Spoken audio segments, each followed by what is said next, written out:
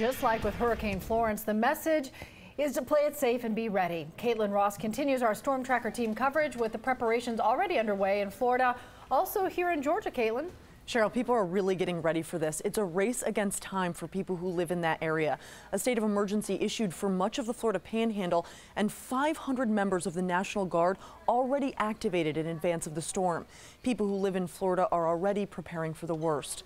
Take a look at this video of people filling sandbags, many being advised to leave their homes and seek safety. Florida Governor Rick Scott urging residents to take Hurricane Michael very seriously. Today is the time to get a plan. Do not put it off. There isn't any reason not to be prepared and not to keep your family safe. Here in Georgia, we know GDOT, GMA, and the governor's office are closely watching the storm and how it could impact central southern Georgia and metro Atlanta.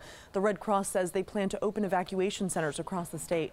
We're taking a close look at the path of the storm, and we are definitely getting ready to open some evacuation shelters as the need arises. So looking at parts of Southwest and South Georgia.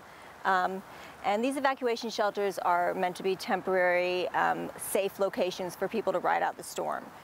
People in the evacuation zones are being warned to stay vigilant and take orders to leave seriously. Absolutely. We saw with Florence how quickly those waters can rise. You don't want to be trapped. For live updates on the storm's track, its impact here in Georgia, and potential rain totals in metro Atlanta, go to 11live.com. We'll also be sending weather alerts straight to your phone if you download the 11 Live News app.